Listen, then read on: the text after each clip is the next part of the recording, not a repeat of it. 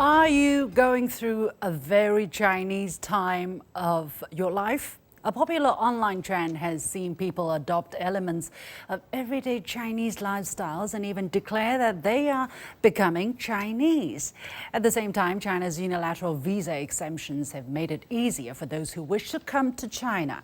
In 2025, China welcomed 41 million visitors since extending its visa-free transit program up to 10 days, marking a 27% increase year on year. Travelers using the transit visa program jumped by 60% compared with pre-policy levels. So why has China suddenly become so cool? How are these trends changing China's perception globally? And is this just a fad or the beginning of a new trend? Welcome to The Point with me, Liu Xin, an opinion show coming to you live from Beijing. I'm pleased to be joined from the Chinese capital by Asma Darwish, Tunisian host and journalist of China Arab TV. From Zhongshan, southern China, by Jerry Gray, an Australian social media influencer who has lived in China for 20 years. Also from the Chinese capital by Ekaterina Kaligayeva, a Belarusian social media influencer. And here in the studio by Rong Ying, senior research fellow at the China Institute of International Studies. The warmest welcome to all of you. So to explain a little bit what exactly the whole thing is all about, well, a Chinese-American social media influencer by the name of Jerry Ray. She started posting videos about Chinese tutorials about everyday Chinese habits and hashtagged becoming Chinese. She started doing that in late last year, and within 2 months, her series of more than 20 videos about a practical guide about becoming Chinese averaged 1 million views each video, and a lot of people all of a sudden became fan of Chinese habits, and millions of them jokingly declared that they are becoming Chinese. Now, what they started doing are things like, mundane Chinese habits of drinking hot water or cooking soups and porridges, or wearing slippers at home and practicing Ba Duan Jing, which is an ancient Chinese wellness exercise or a form of Tai Chi or shadow boxing, if you will.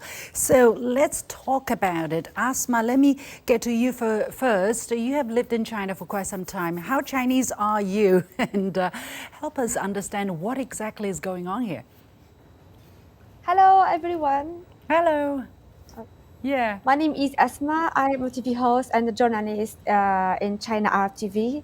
I am from Tunisia, and nice to meet you, all of you. Thank you so much for the invitation. And I'm so happy to be here with you today on the Point Show. It's a real pleasure to share my journey, my experience with all of you.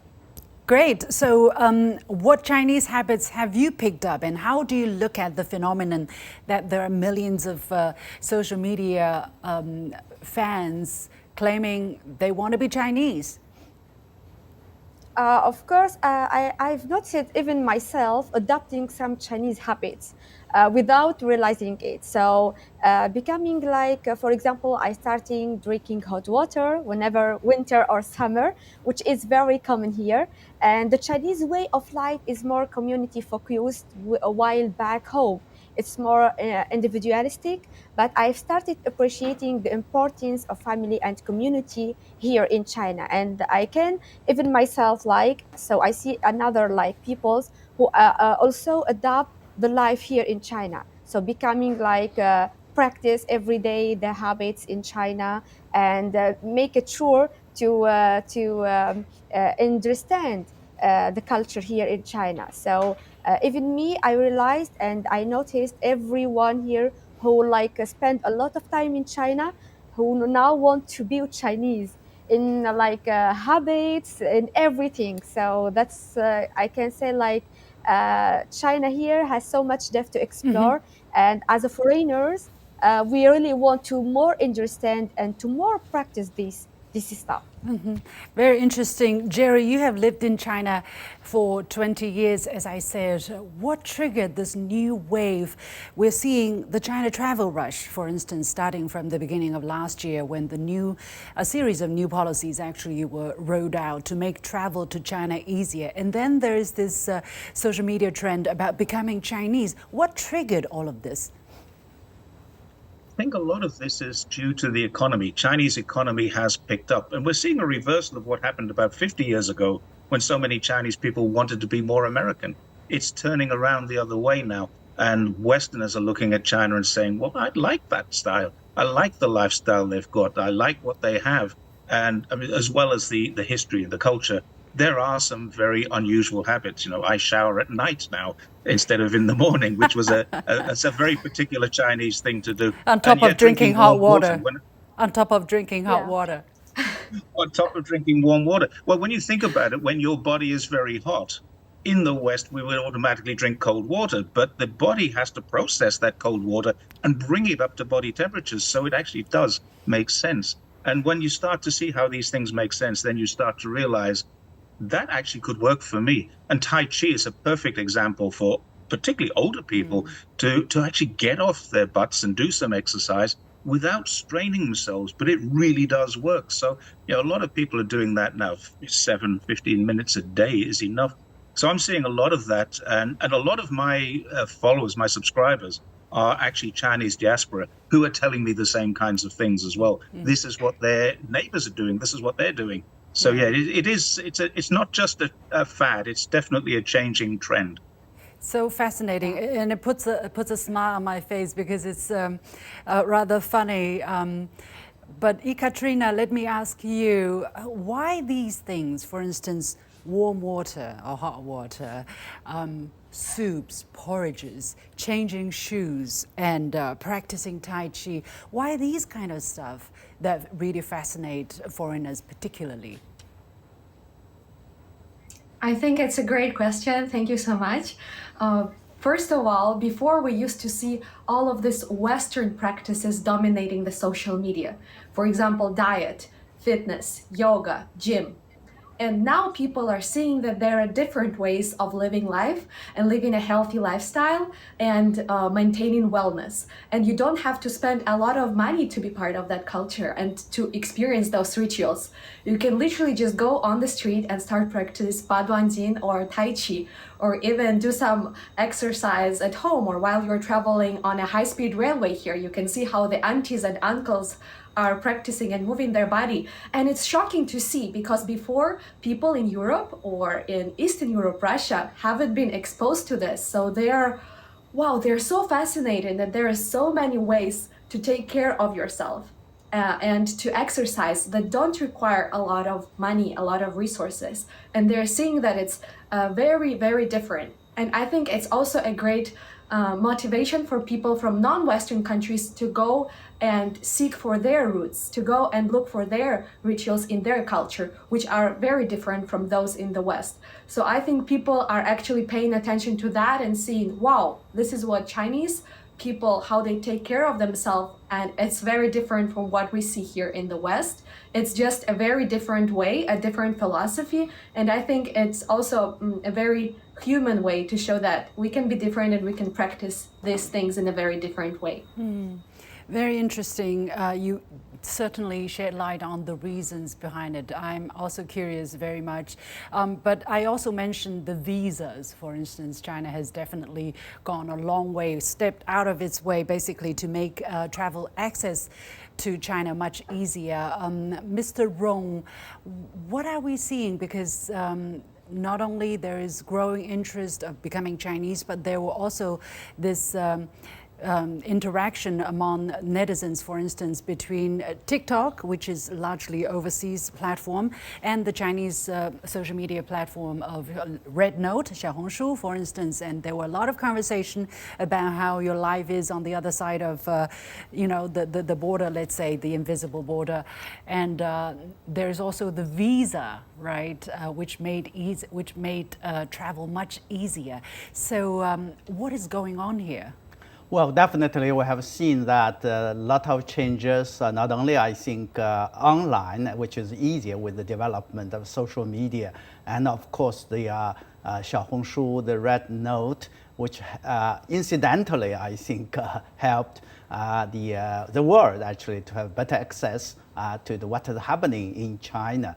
Well, the visa sort of issue is definitely a very important step by the Chinese government to respond, and most importantly, I think to embrace that development. And also, I think in the sense that China shows that the Chinese people are very much committed to opening up itself under the new circumstances, and also to show confidence about that openness. And last but not least, I think readiness to share, to open up and to share the opportunities and the benefits, which are of course going to be on a mutually beneficial basis of the development of the economic and the social development to the outside world. And this is very much so in the context, of course, after the pandemic.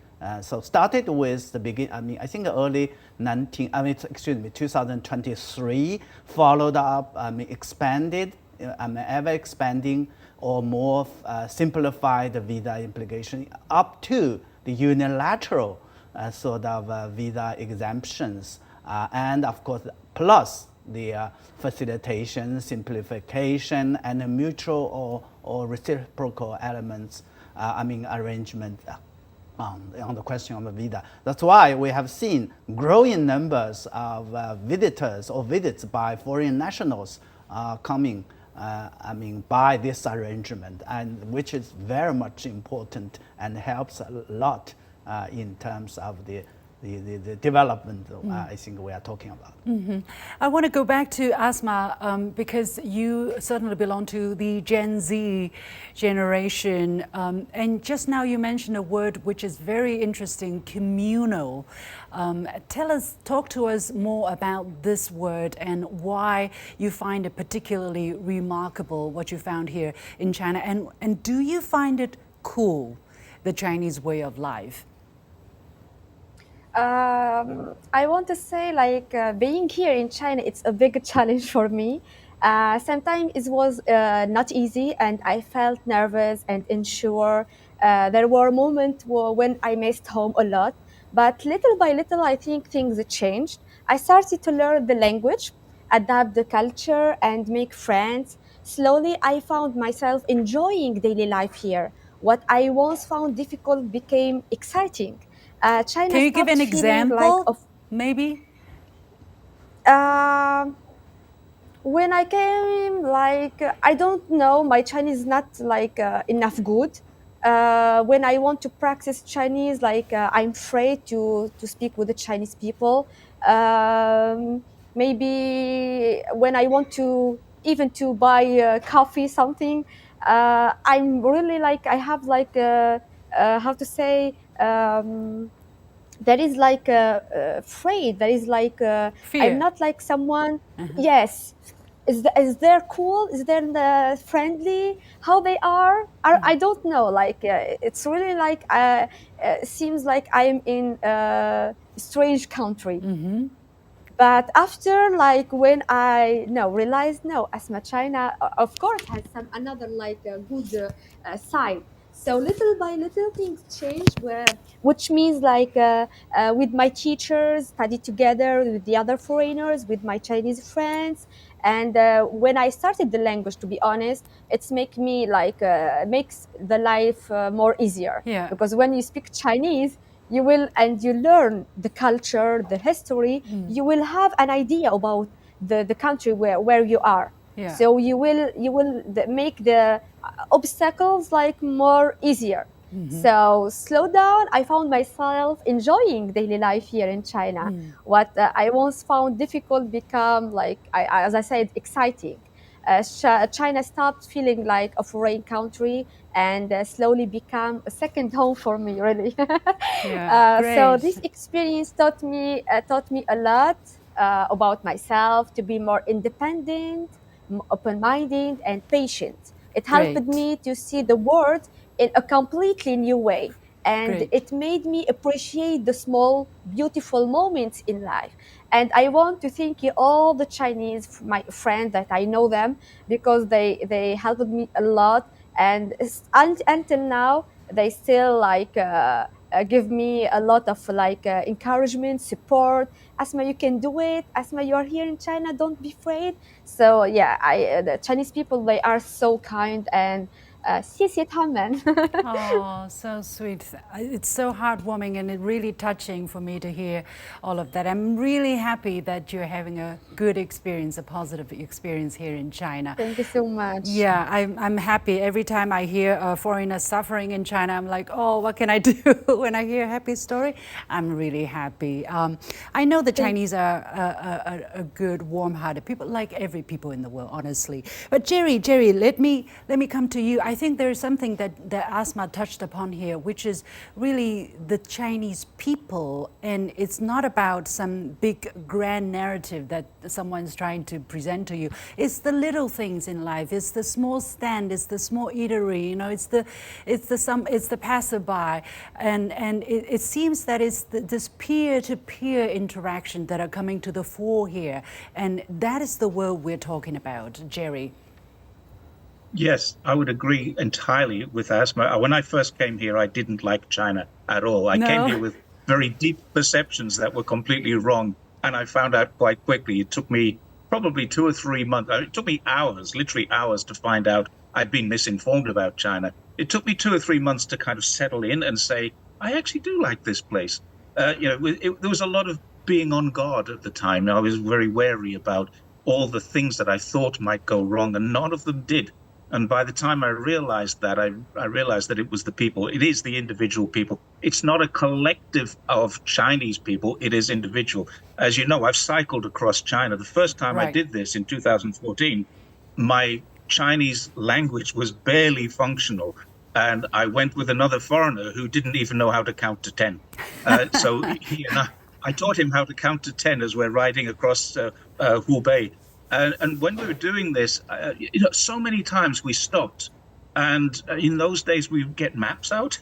So we'd have a map out. And almost every time, somebody would come to us and say, are you lost? Is there anything I can do to help you? And help us. And often it was in Chinese. And we kind of sign languaged our way through it.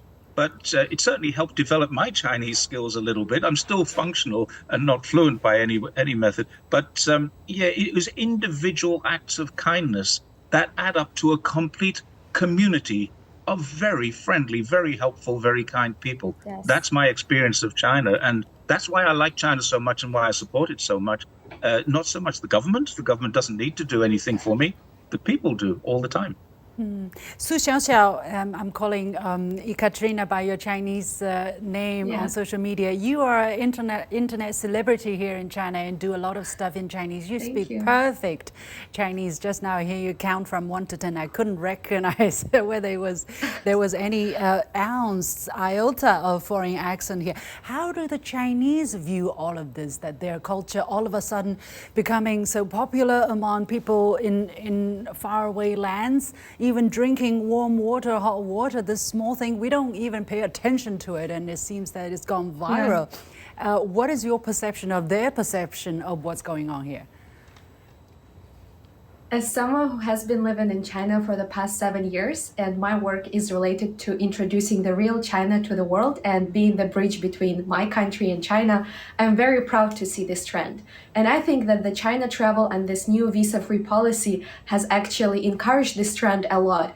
And I'm so happy to see the Chinese people being culturally confident, 文化自信, and showing China to the world. I think this trend of many foreigners coming to China has encouraged Gen Zers like me and many Chinese people all over the world to go and show their traditional culture and to be like, hey, we are Chinese and our voice needs to be heard, whether it's social media, whether it's traditional media, or just, being a Chinese person living abroad. And I think it's great because, part of the Chinese traditional culture is being a little modest, as Chinese people say, 含蓄. It's not about showing yourself off. But now I really like this change and this trend shifting towards learning how to speak up for yourself and learning how to represent Chinese culture to the world in different languages on social media. So, and this is what Gen Z are really good at. They're good at showing themselves, they're good at showing their skills and raising their voice. And this is what we've seen particularly very well on Chinese social media platforms.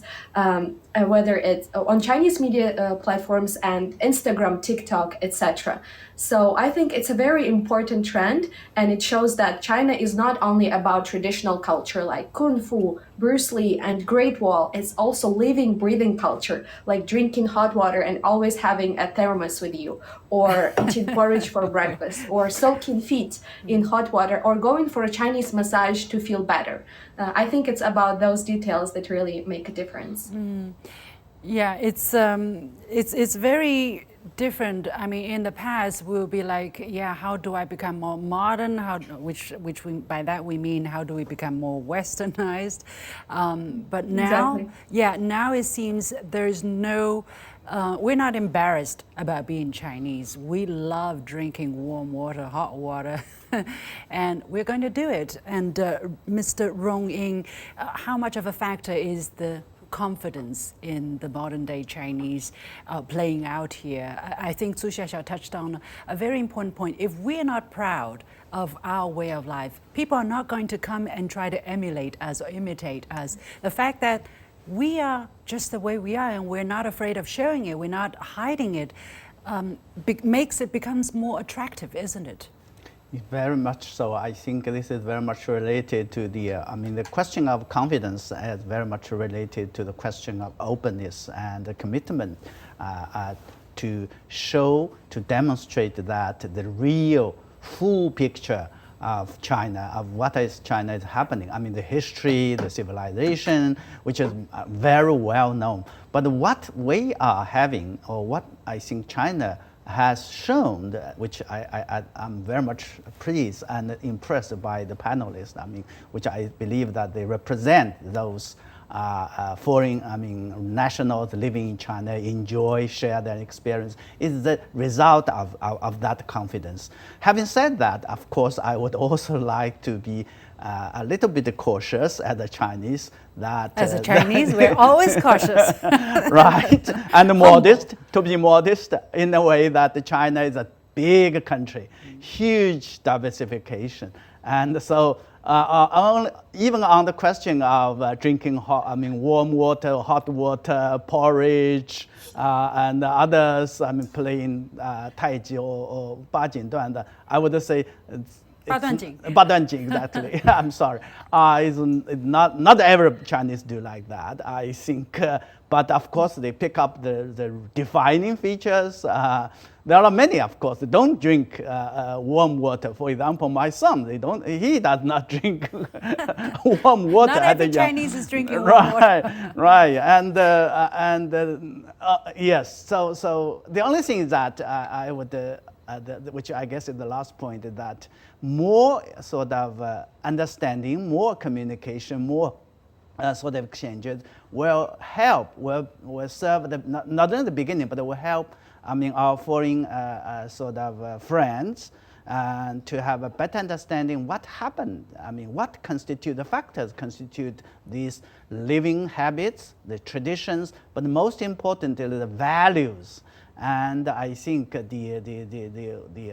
these important, culture that behind, that is the most important thing, which I believe more needed in terms of a better communication, better understanding, and objective sort of understanding of China, and for the Chinese, the outside world.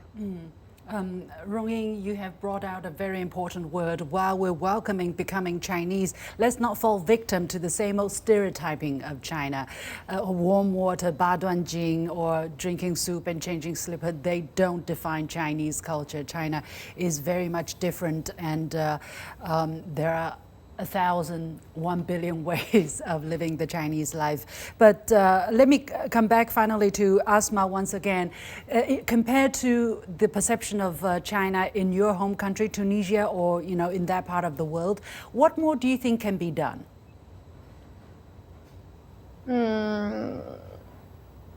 What do you think is the most important thing, from your perspective?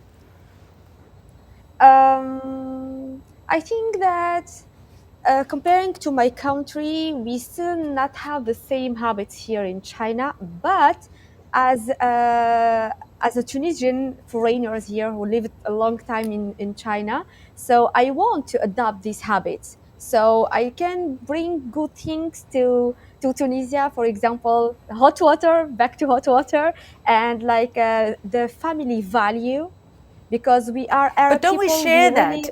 Don't we share something in common in terms of family value? I mean, I don't have much time, but really I'm curious out of this.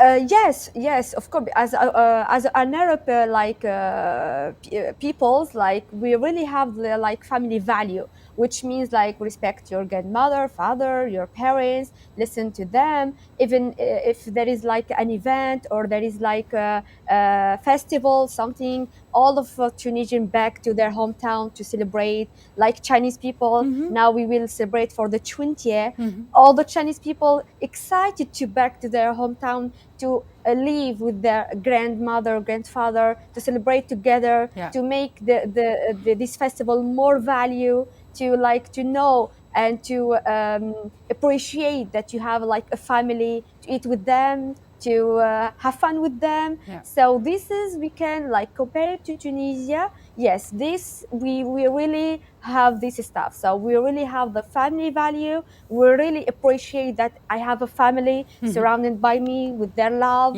with their care. So yes, it's really common here in China. So by that, I actually want to say there are, of course, things that are uniquely Chinese, but deep down, we're very similar. And Jerry, I want to come back to you. I give you 1 minute to sum up what we're seeing here. Is this part of a new fad? Is it part of just, a short-lived thing? Or is it a new trend? If so, what is it? 1 minute, please. I think it's been here for a very long time. We disguised it a lot. Hollywood would say, here's Bruce Lee, but he's from Hong Kong. He's not from China. And that's now changing. We had a lot of things coming from Japan, which are actually Chinese. So now we're recognizing the source of that culture. And I would say, adding on to what Asma just said, individually and collectively, China and the West are very, very different. I come from the UK, spent a lot of time in Australia. We have a very individual focus, whereas here in China, we have a very communal family focus. So I would say to anybody who's interested in learning more, you can either come now or come digitally if you can't afford to come. So it is now so much easier to establish the truth. 1 minute. Come now or come digitally.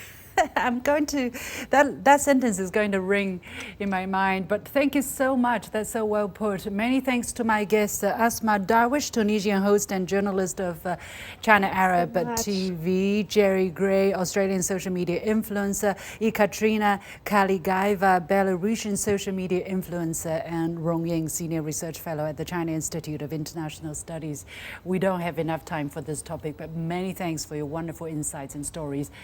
And with that, we come to the end of this very interesting edition of The Point with me, Liu Xin, coming to you from Beijing. As always, you can follow me on Facebook and X using the handle Liu Xin in Beijing. On behalf of the whole team, thank you for watching. You've got the point. Come to China or come digitally. Remember that.